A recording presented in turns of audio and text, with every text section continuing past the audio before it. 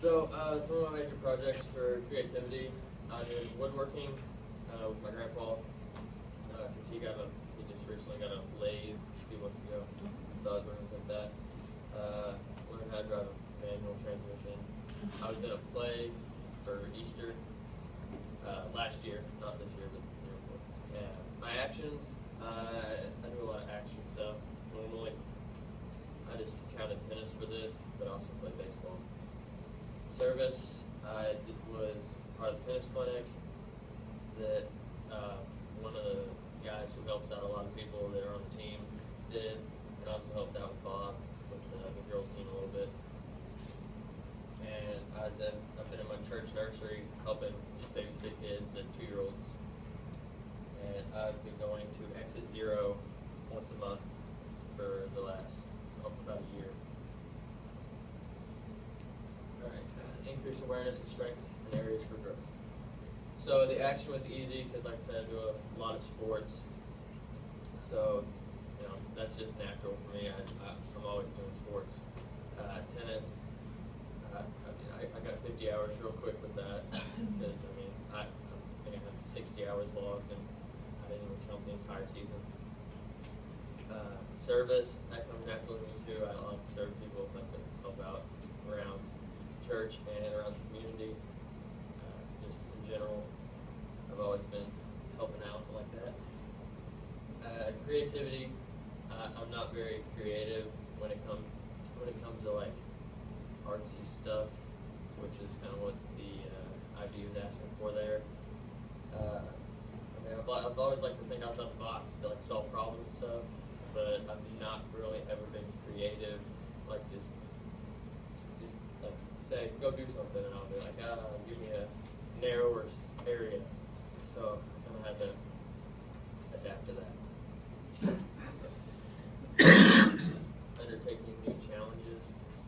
I was in a play last Easter at my church, and I'm not a theatrical person at all. I know some of you all in here are, so this isn't really a big deal to you all.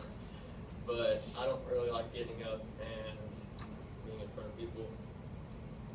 And I was asked to play Peter in our play, and I said I'll do it, but it might be really bad because I might have been.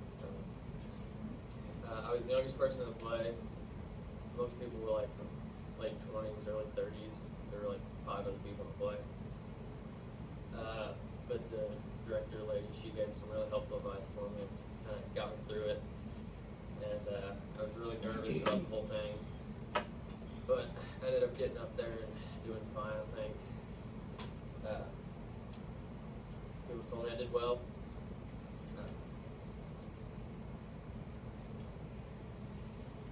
They said I did well, so I'll just take the word for it because I haven't really done anything like that before, so it was a real new experience for me, and I just kind of went with it.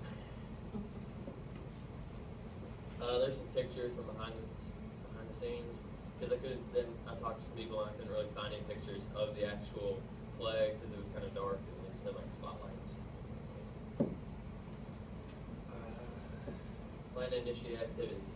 With the tennis clinic that I helped out at, I would just be given like a few kids that like weren't as good, and that the main coach didn't really want to focus on some of the other kids who had already been playing for some long time. So I kind of just had to teach them the basics about tennis and kind of get them to where they could actually rally with some other people. So I kind of decided on which drills to run with them, like deciding like, all right, we're going to hit 4 hands now and run back to the baseline and how to move around. And that was kind of off to the side without the direction from the main coach of the clinic. And so there's some pictures of me feeding some balls to some people and giving some instruction. Work collaboratively with others. I was on the tennis team, and tennis, each match, depending on if you're playing singles, you compete individually, but you can't win unless your whole team does well, because you have to come together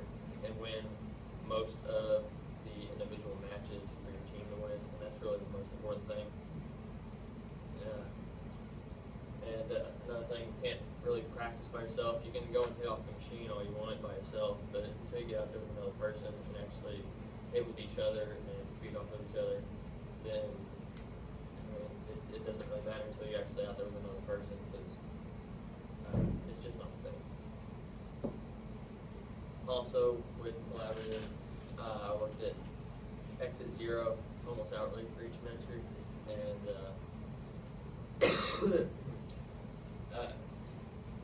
the amount of people that we helped every month, I just went one day a month, and there were usually about 50 people there each month, and I could never help that many people on my own. I mean, it's only by working with everyone else that's involved that we're able to reach that many people and help out. Because like everyone that works there will just bring a different dish, and then everyone brings their own dish, and it just creates a meal for all the people that need one.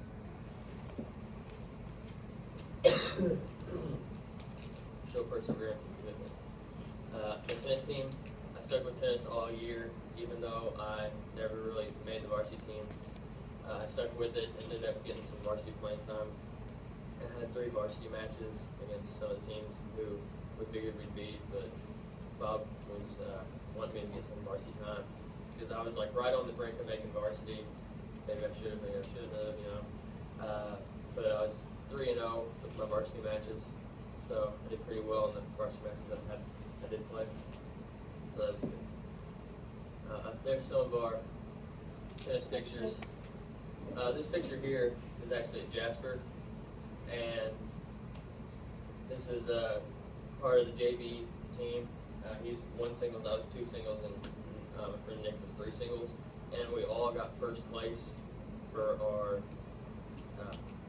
division, or I don't know, but for each one of our areas we got first place, and so we actually won the first place for the JV team at Jasper, which is usually pretty competitive because our varsity team only got 4. And I was really happy about the tournament. I played really well, and actually kind of dominated that entire weekend. And I think the championship match was like 8-3, and I had like 4 or 5 aces. I hit a 20, so that was fun. Engaged issues of global importance. Again, Exit Zero. Just seeing it just like really impacted me how many people were like homeless and hungry and were living on the streets. Because I mean, we had like the most we had was probably like 64, 67 people, and you know, the guy who leads it would just say, you know, those of you who are living on the streets, don't be food first. And there were a lot of people that were living on the streets. And I talked to some of the people, and one of the guys, he was a really big guy, and he was like, yeah, my family was pretty wealthy before I became homeless, and he just said that things just kind of fell apart for him, and he ended up having to live on the streets. And then what also really hit me was, it's not just like middle-aged people, like, you know, Tim was saying, the guy underneath the overpass with the scrappy beard and everything, but there were a lot of kids, there were a lot of middle schoolers and stuff like that just really impacted me, that it's people in your community and your school that could also be going through this. Ethical implications, Exit Zero again, just showing that this is a reminder that when the bell rings to end this period, we are on an activity schedule, and it is a club day. Students report directly to their club location or to their alternate homeroom location. Their situation had a big impact on them, helping them out, and I think that may be the only meal they get that day. Because we had people that were eating there that had come from like other cities around. It was in Jeffersonville, so people around Jeff, people across the bridge to come eat, and so it just shows that may be the only meal that they're getting. And you know, spreading the word, it really helps you want to spread the word about homelessness and hunger.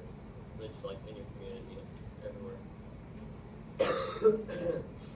And it really shocked me, like everyone there, whenever they came to the line, they said thank you. They were so grateful for everything that we were doing, and every one of them was like smiling and had a smile on their face just because they were so happy at what we were doing for them. So there's some pictures of that. That's my grandma, the short one. She, her and my grandpa had been going with, so I started going with them. Develop new skills. Alright, so this is probably the most fun part of my project, was woodworking. I've always enjoyed working with stuff like that and being hands-on and creating things like that. But it was a new experience for me, myself, and my dad, because we all started doing this together. Because my grandpa got a lathe, so he only had it for a few months, and I was like, hey, can I come do this? He's like, yeah. So we got together and started doing this. There was a lot to learn about it with the tools and everything, because the lathe, it takes, you put a piece of wood on it and it spins it really fast. Most stuff we were spinning was like 2,000 RPMs, and you just took these tools, which were like heavy metal, and you just carved away at the wood. So the first thing that I did, my grandpa just gave me a piece of wood, scrap piece, to just get used to everything, and he said just start carving and just let me kind of go at it. And he was like, all right, now you try and start making something. So I didn't know what I was going to make because I'm not very creative. And I started making a little baseball bat out of the scrap piece of wood. So I made this little bat. See it? Oh, that's awesome. And that just kind of formed there. Looks like pretty good wood. Is that an ash? And then later I was thinking, like, what else can we do here? And he had a few little kits, and so he had a pin kit, and so I started making a pin. So we had to actually assemble like blocks of wood on like a metal stand for it, and attach it to the lathe. And then I started carving because they actually had the size that the rings would be around the pin, so that it was like all smooth and everything. So I made this pin here. And then a while later, my grandpa came to me and he said, oh, I got this idea. But he said, I got this idea, just come over sometime and we'll start working on it together. And he actually had an idea for a domino train. If you all don't know what that is, it's like when you're playing dominoes to get started, it's like this roundish thing, and you put the lead domino in the middle, and it's got slots where you start the other dominoes. And so he kind of showed me like what he was thinking and kind of how he had been working on it, and so I started doing that. And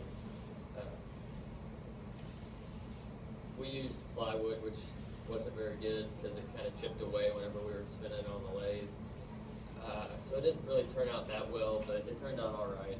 And Nice. I think I worked on it a little too much and made it too small on the edges, but it turned out all right. So really everything I've been doing has been all right. I definitely want to continue doing this because it was really fun, and it was a pretty cool skill to learn. It was just a good experience. Got some pictures from that was like the first piece right there. And When did you find time to work on this? just after school, whenever we got home, I just go over there and work. This was your grandfather's? Yes. And that's actually some wood that we were cutting out at my church to we were rough cutting some bowls. He likes to make bowls out of stuff. I haven't actually made a bowl yet, but I probably will